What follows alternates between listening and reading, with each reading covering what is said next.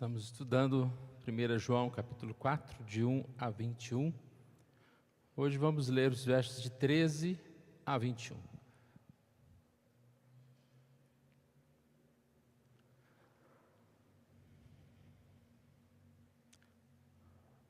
Primeira João, capítulo 4, versos de 13 a 21.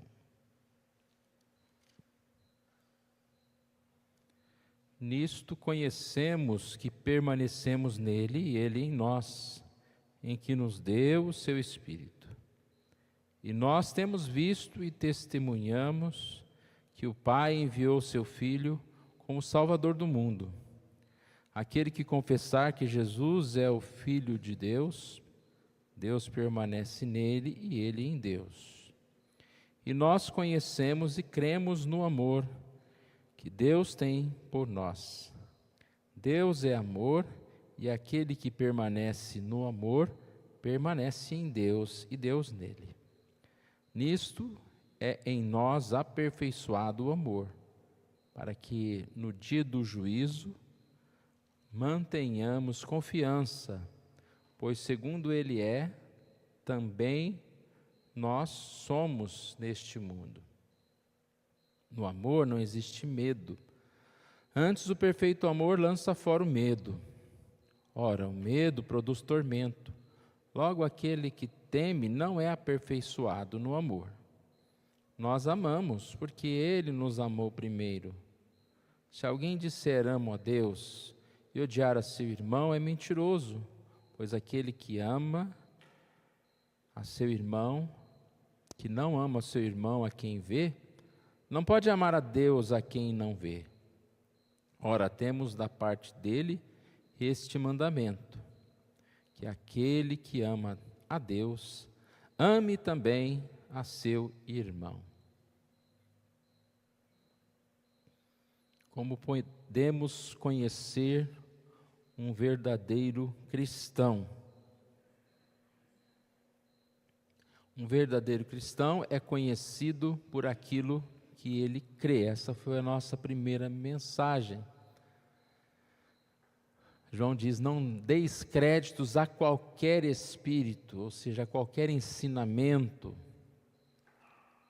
Não dar crédito às pessoas que falam em nome de Deus, mas não trazem a sua doutrina, não falam conforme a própria palavra de Deus ensina. O texto diz: antes provai os espíritos, ou seja, provai os ensinamentos, se procedem de Deus, porque muitos falsos profetas têm saído pelo mundo afora. Provai os espíritos, se procedem de Deus.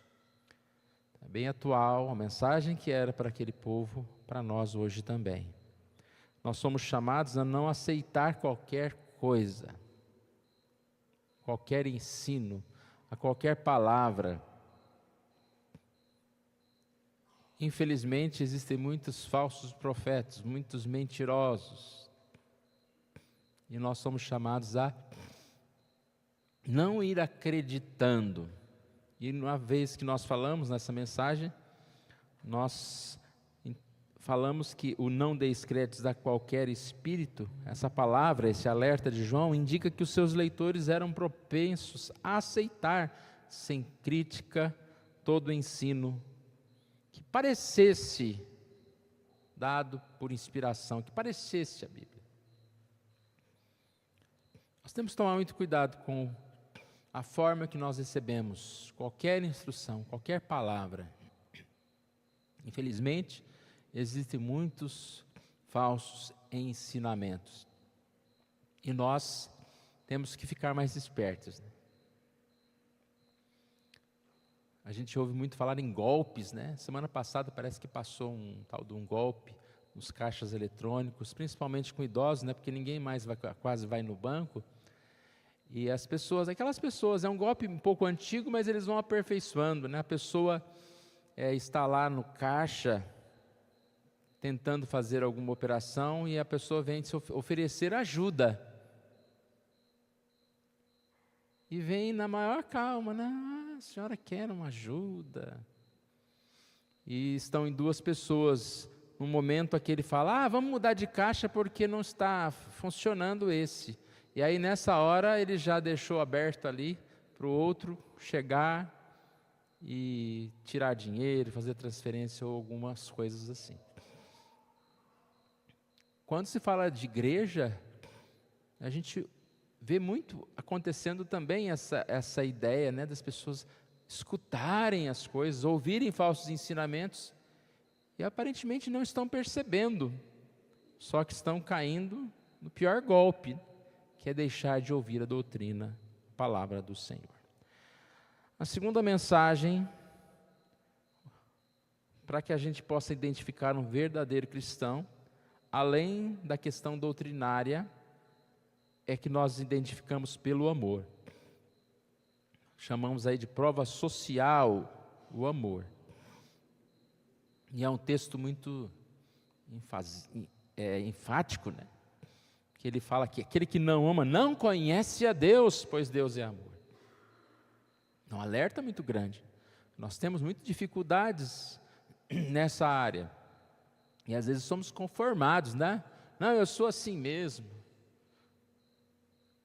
E hoje nós vivemos esse tempo de afastamento, cada vez mais, as pessoas não querendo se dispor a estar próximo, não tendo mais tolerância, né, com os outros, para perdoar os outros. Qualquer coisa já é motivo de, não gosto do fulano, não quero saber do ciclano lá.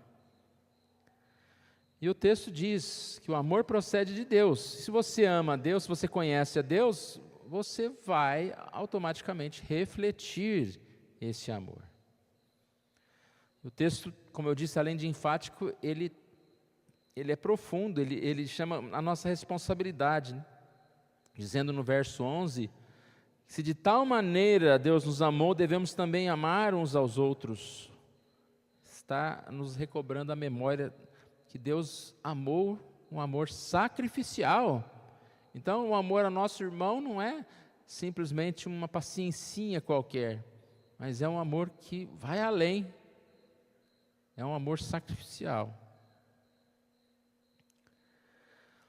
Falamos também nessa mensagem algo que eu achei muito importante, quando se fala que o Deus invisível se torna visível em nós a partir da prática do amor. É o verso 12 que diz, ninguém jamais viu a Deus, e se amarmos uns aos outros, Deus permanece em nós, e o seu amor é em nós aperfeiçoado. Então, a explicação, o comentário, que eu achei muito pertinente, fala a respeito de que Deus não se vê, você não pode mostrar a Deus, olha ali, uma imagem de Deus. Deus não se vê fisicamente, mas Ele se vê através de nós que somos seus filhos, pelos nossos atos, e principalmente atos de amor, que demonstram que nós somos realmente a imagem, que nós somos salvos, que nós somos filhos de Deus, que nós estamos na presença de Deus. E a terceira mensagem, para a nossa conclusão nessa noite, o verdadeiro cristão é conhecido tanto pela doutrina como pela vida.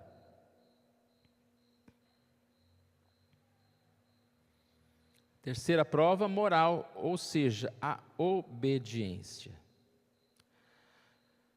Falando então do verdadeiro cristão, nós dissemos que João trouxe uma prova doutrinária, versículos de 1 a 6, conhecido pela sua forma doutrinária, pelo aquilo que ele conhece. A questão social do amor, e agora ele faz uma junção das duas coisas. A terceira mensagem, ela não é uma nova mensagem, é como se ele estivesse fechando as ideias, dando mais base para como nós podemos conhecer a doutrina, para como nós podemos amar, acrescentando o amor a Deus, não só o amor ao próximo, mas a necessidade de amarmos ao nosso Deus. E aqui a gente pode destacar duas verdades. A primeira verdade, a nossa união com Deus, de 13 a 16. Em segundo lugar, o nosso amor a Deus e aos irmãos. Então vamos lá, a nossa união. Nisto conhecemos que permanecemos nele. Permanecer em alguém é estar unido. e Ele em nós, em que nos deu o seu Espírito. A nossa união com Deus, ela não é uma simples emoção, não é um espiritualismo, uma religiosidade, mas ela é uma convicção, e mais do que uma convicção, uma confissão, dada àqueles que têm o Espírito Santo de Deus. É por intermédio do Espírito Santo de Deus que nós podemos crer no Senhor, que nós podemos amar os nossos irmãos. É através do Espírito Santo de Deus que nós podemos interpretar as Escrituras, saber o que é correto ou não, e também a partir da vida que nós temos em Deus, podemos servir aos outros, ao próximo, e viver em sabedoria e em amor. Verso 14 diz, você pode acompanhar na sua Bíblia, nós não vamos mostrar todos os versículos, nós estamos aqui em 1 João, capítulo 4, verso 14. E nós temos visto e testemunhamos que o Pai enviou seu Filho como Salvador do mundo. Como que nós testemunhamos uma coisa dessa? Através do Espírito Santo somente. Ele continua dizendo, aquele que confessar que Jesus é o Filho de Deus, Deus permanece nele e ele em Deus. Você crê no Senhor Jesus, você confessa que o Senhor, Deus, enviou o seu Filho, que Jesus é o Filho de Deus, esse, por meio do Espírito, o verdadeiro cristão, tem isso no seu coração, diferente de outros. E ainda ele conclui no verso 16, e nós conhecemos e cremos no amor que Deus tem por nós. Deus é amor, e aquele que permanece no amor, permanece em Deus, e Deus nele. Ou seja, nós temos consciência do amor de Deus. Hoje mesmo, cedo, nós vimos na nossa lição a falta de consciência. Deus falava ao povo, eu amo vocês. E o povo de Israel respondia, em que o Senhor nos ama? O povo não conseguia compreender, porque eles viam apenas a questão material, a questão da situação do mundo que eles viviam. Mas como que Deus ama se há corrupção, se nós estamos passando necessidade? Agora, pelo Espírito Santo de Deus, nós conseguimos entender a dimensão do amor de Deus por nós. E por isso também nós, pelo mesmo Espírito, amamos os nossos irmãos.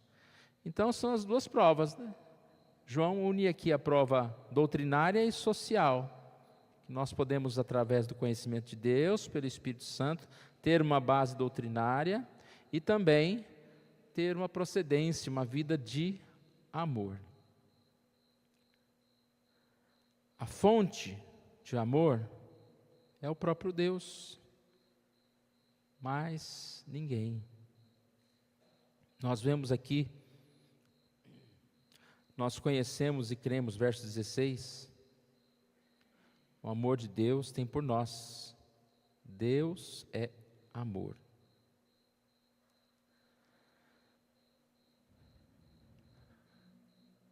O que nós temos então, irmãos? Nós temos Deus. A partir do relacionamento com Deus, nós temos o conhecimento. Tudo que nós podemos fazer de bom é o agir de Deus em nós. Às vezes até, eu creio que nós, às vezes nos assustamos com alguns atos bons que nós fazemos, né? Porque nós conhecemos que nós somos tão limitados, e aí a gente pode falar, graças a Deus, né? Se eu fiz alguma coisa boa, é por causa de Deus. E se eu amo a Deus, é por causa dele manifestar o seu amor pelo seu Espírito, para que eu possa entender isso. Diferente de muitos que estão por aí vivendo como se fossem autossuficientes, né? Eu falo de falsos profetas, de vez em quando eu falo do profeta Mirim, acredito que alguns conhecem o tal do Miguel lá, né? Cada dia ele aparece com uma pérola nova, e esses dias ele falou assim: dá uma olhada aqui perto de mim, dá uma olhada aqui perto de mim. Vocês estão vendo alguma tomada? E ele insistia, né? Eu estou conectado a alguma tomada? Sim ou não? Não, tá. É porque eu tenho luz própria. Não preciso me conectar a ninguém para poder crescer. O que você vai falar de um ser desse? Que tem uma agenda cheia, viaja todo o Brasil, com igrejas lotadas para ouvir isso. Então, irmãos, é assustador. Está julgando o profeta Miguel. Estou. Mas é complicado, né? Tem certas coisas. Só do nome, né? Profeta Miguel. E assim, são muitas pessoas. E quando a gente olha para esse texto, a gente vê, nossa, eu pelo Espírito Santo, eu conheço a Deus, eu posso permanecer em Deus, porque Ele nos deu o seu Espírito. Estou ligado ao Senhor. Aí eu tenho a luz que vem de Deus, e eu posso refletir essa luz de Deus a outras pessoas. A segunda parte, o nosso amor a Deus e aos irmãos. João retorna aqui o tema do perfeito amor. Conquanto que esteja preocupado, não com a perfeição do amor de Deus em nós, mas o nosso amor por Deus. Então, a questão do nosso amor por Deus, vamos ver aqui. Porque acabamos de falar, né? Porque estamos ligados a Deus e Ele em nós, podemos conhecer as doutrinas e podemos amar os nossos irmãos. E eu tenho 4 verdades. A primeira é mais demorada, depois vai mais rapidinho. O nosso amor é a âncora da nossa confiança no dia do juízo. Olha aí o verso 17.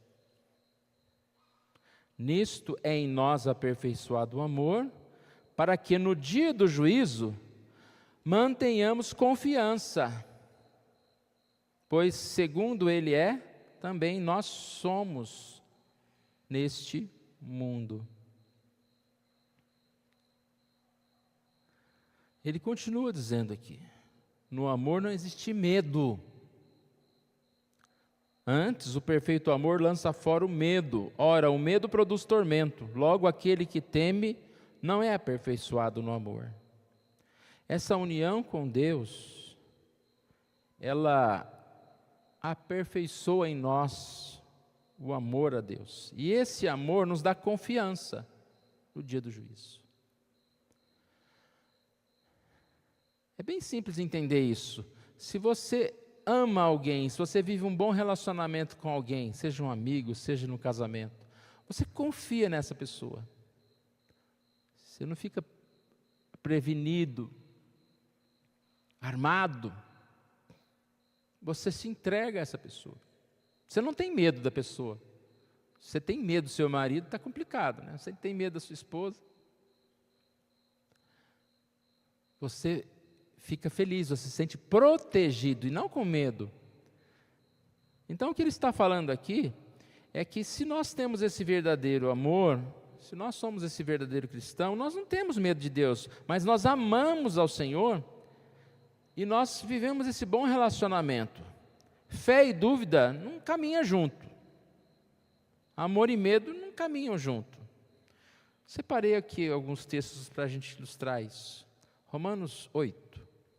Porque não recebestes espírito de escravidão, para viveres outra vez atemorizados.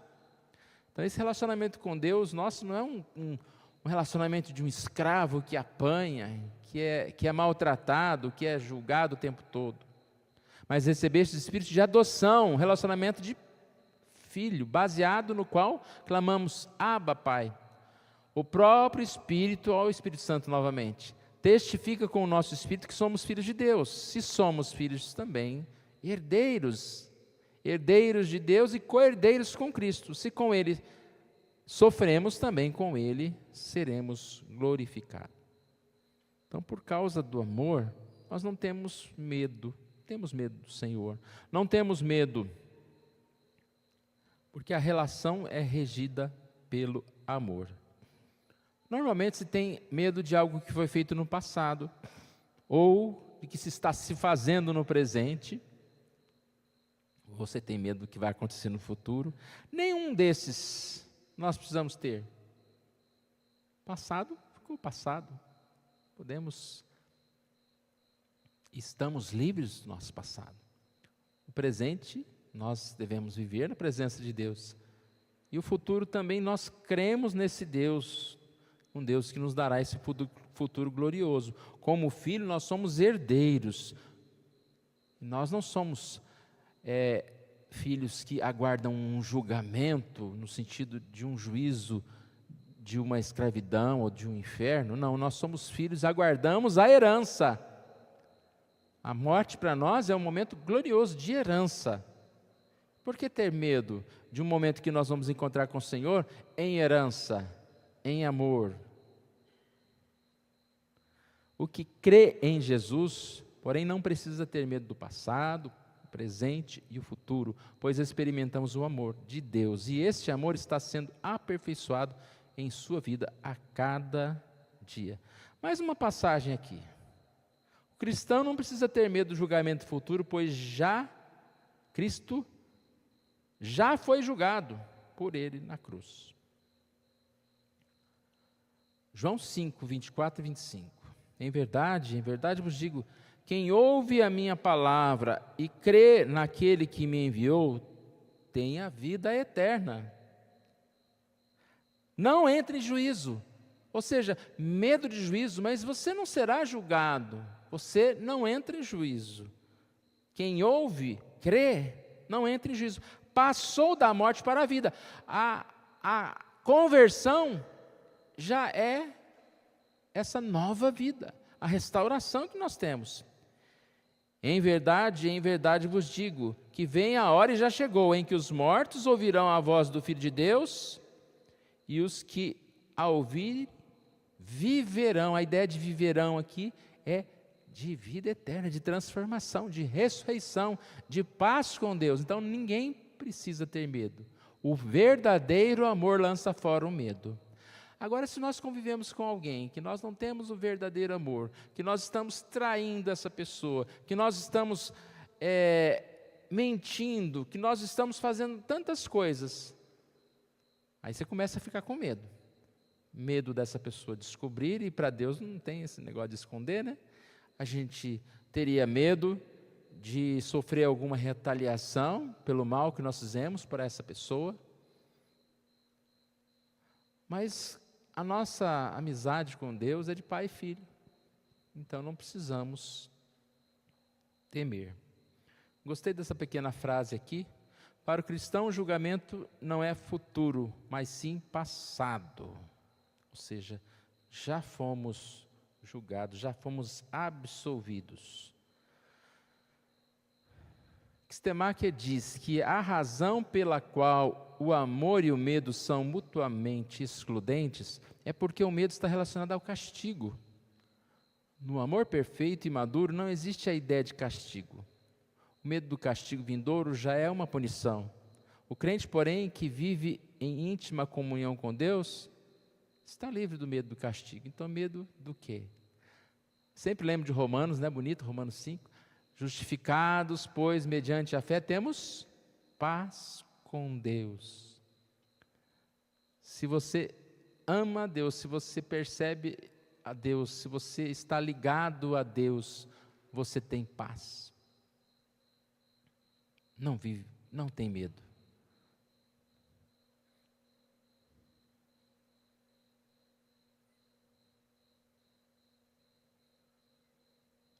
B.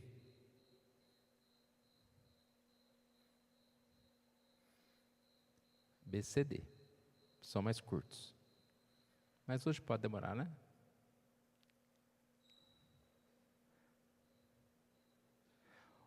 O nosso amor a Deus e ao próximo é uma resposta do amor de Deus por nós.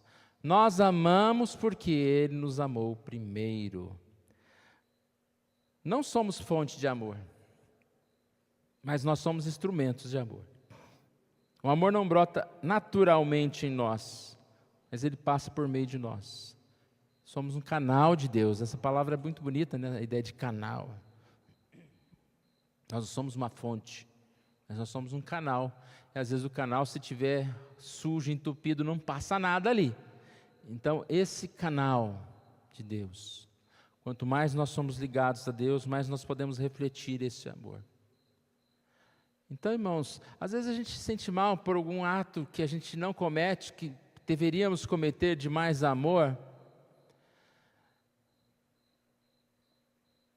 Mas isso só acontece porque nossa relação com Deus, ela é limitada ainda, né? Por mais santo que a gente seja. Mas eu sempre digo, a gente não pode se conformar com isso. E eu acredito que como vocês, almejam ter um relacionamento melhor com as pessoas, e por isso nós temos que lembrar desse amor de Deus e assim amar o nosso irmão. Essa semana aconteceu algo assim bem simples, né? Mas assim, depois que acontece, aí você fica, poxa vida, por que eu não agi um pouquinho diferente, né? Mas é difícil, tem umas coisas difíceis, né? Eu fui levar um livro lá no centro, lá que eu tinha vendido o livro, fui entregar um livro, olha que trabalheira. E aí, aproveitei e passei na sorvete. Às vezes eu tomo um sorvete escondido da Nádia, depois ela briga, né? Tem que esconder, jogar fora o papel para ela não ver. Mas eu comprei um picolé e fui andando até o lugar que eu ia entregar o livro. Chegando perto, falei, eu não vou chegar na loja com um picolé lá e um livro, né? Esse homem é meio maluco, né? Aí eu parei na esquina. E de repente, uma criança olha para mim, olha para o meu picolé, e eu fiz o quê? Virei assim para o lado. Achei que estava resolvido. Aí a mãe da criança vem, olha, deixa ele dar uma lambidinha. Aí eu falei, oh, Jesus. E eu, não, mas a gente lambeu um picolé. Aí você tenta vários argumentos, né? Imagina que eu estou na rua, um estranho, a pessoa vai dar para uma criança, a boca de um senhor já de idade. Aí eu achei também que estava resolvido, né? Primeiro virei, depois não. E ela, não, mas ele vai ficar com vontade, deixa assim. E eu, não, de novo. E ela, mas só um pouquinho. Eu falei, juntei, ela não vai desistir, né? Aí o picolé já estava mais da metade para baixo, né? Aí eu falei, então peraí que eu vou dar para ele. Mas aí eu comi umas 4 mordidas e dei só aquele restinho para o menino ainda, né? Aí eu fui andando pela rua e pensando na mensagem, né? O verdadeiro amor, tudo bem, é difícil, mas por que a gente não consegue reagir assim, né, instantaneamente? Ah, toma, você quer, vamos ali, eu vou comprar um picolé para você. Já pensou que felicidade que ia ficar a mãe, o menino e tudo mais, Natal. Não, e não é meio picolé, é o último picolé que eu vou tomar aqui nessa cidade. Que coisa é essa? A gente é muito mal, não é? Então, eu acredito que, eu sei que a gente não consegue, mas a gente não pode desistir. A gente tem que superar, e essas coisas acontecem assim instantaneamente, né? O ato de amor, ele é uma surpresa. De repente alguém fala alguma coisa e você tem que reagir com amor. A ninguém fiqueis devendo, exceto o amor. Eu gosto dessa passagem, né? Que a ideia é que eu não posso nunca dever o amor. Se alguém me cobrar, eu tenho que dar. Mas nem sempre nós estamos preparados para isso. Mas nós amamos porque Ele nos amou primeiro. Nosso amor por Deus é apenas uma resposta e um reflexo do seu imenso amor por nós. C. O nosso amor a Deus precisa ser provado pelo nosso amor ao irmão. Se alguém disser, ama a Deus e odiar ao seu irmão, é mentiroso. Essa aqui é uma cobrança de João para aquelas pessoas que falavam-se religiosos, eu amo a Deus, mas guardavam ódio, divisões, separações. E diz, olha, é mentiroso. Difícil chamar alguém de mentiroso, né? Preguiçoso, essas palavras assim, não são muito boas de se ouvir, mas são verdadeiras. Se nós não amamos nosso irmão e falamos que amamos a Deus, é mentiroso. Um argumento dele, a partir do verso 20 aqui, ele fala a questão de aquele que vê e não vê, né? É mentiroso. Pois aquele que ama a seu irmão a quem vê, não pode amar a Deus a quem não vê. Aquele que não ama a seu irmão a quem vê, não pode amar a Deus a quem não vê. É como se ele falasse assim, é tão mais difícil você amar o invisível do que amar o visível. Então, quando você está de frente de uma pessoa, ela é visível, ela está ali, poxa, basta amar. Como que você fala que você ama o invisível, se você não consegue amar nem aquilo que está do seu lado, nem aquela pessoa que você convive? Então é mentiroso. Você não ama Deus nada. É essa palavra aqui. Provamos nosso amor a Deus, a quem não vemos, quando amamos os irmãos a quem vemos. É uma forma, é uma prova, é um fruto que você realmente está ligado nessa árvore do amor de Deus, é frutificar o verdadeiro fruto que é o amor. Essa frase aqui também que eu achei interessante. Perfeito amor lança fora o medo e lança fora o ódio também. Lança fora aquilo que não agrada ao Senhor. Ponto D. O amor a Deus e aos irmãos não pode ser desconectado. Ora, temos da parte dele esse mandamento: aquele que ama a Deus, ame também a seu irmão. Há uma conexão direta. É repetitivo, mas a ideia, João vai trazendo, aprimorando essa ideia. É conectado. É um mandamento. Este mandamento. Não é, se quiser, ama, se não quiser. Se quiser, trate bem, se não quiser, não trate. Se quiser, faz. Não. É um mandamento. Aprender a amar.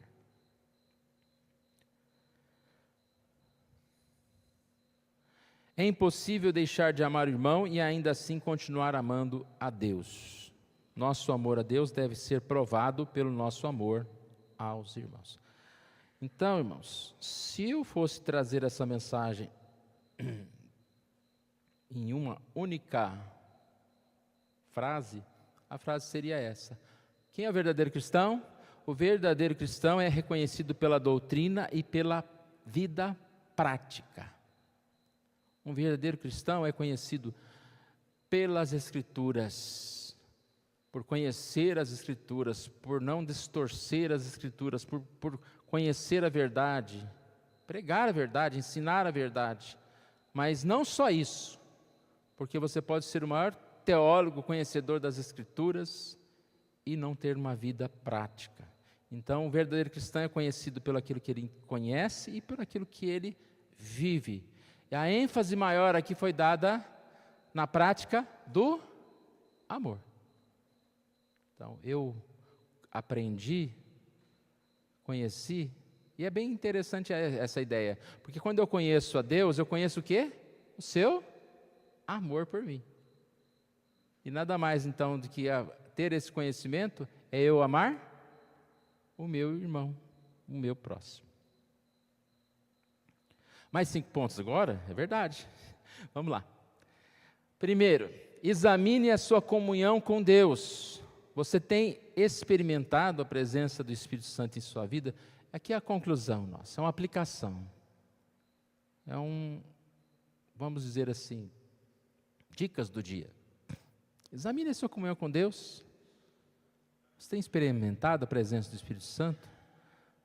A sua fé está baseada em convicções doutrinárias sólidas sobre quem é Jesus? Ou a sua fé está baseada na igreja, numa denominação? Tem coisas que eu não entendo, né? A pessoa pinta a igreja de preto e escreve church ou, como que é a outra palavra? House, uma palavra em inglês qualquer. Aí pronto, essa igreja é boa. Não estou dizendo que não pode pintar a igreja e escrever house lá, pode. Mas é a experiência, sua fé está baseada em convicções doutrinárias ou num estilo de igreja? Ou numa igreja que se porta de determinada forma, ou que tem uma determinada liturgia?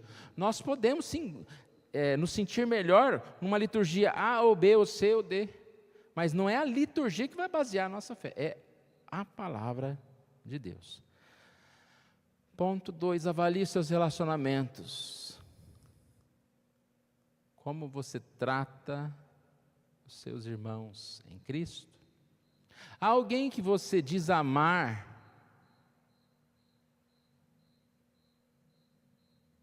está errada a frase, né? Que diz amar a Deus, não, está falando da pessoa. Alguém que diz amar a Deus, mas guarda rancor, mágoa ou ódio contra algum irmão? Se você diz amar a Deus e guarda ódio, alguma coisa está errada. Precisa ser resolvido. 3, vença o medo.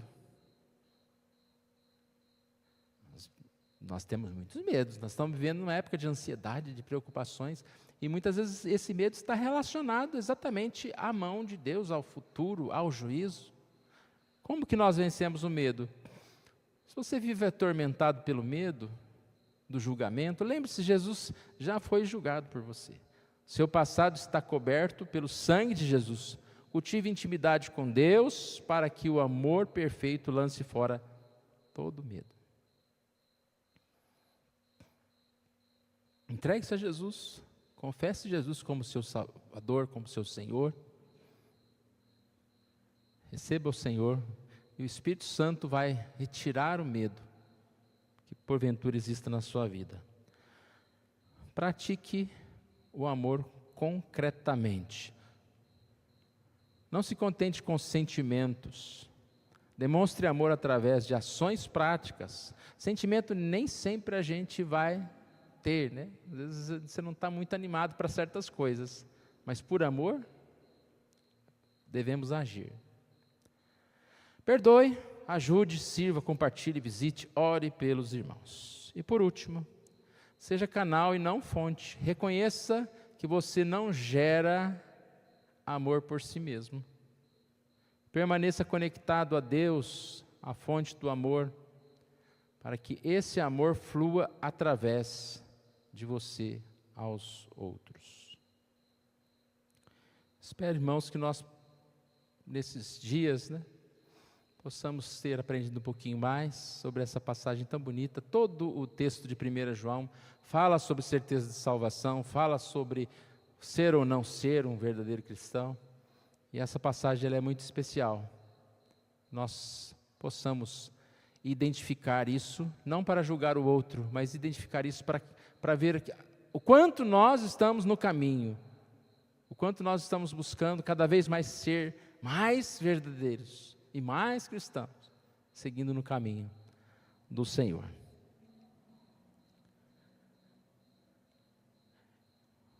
Nós vamos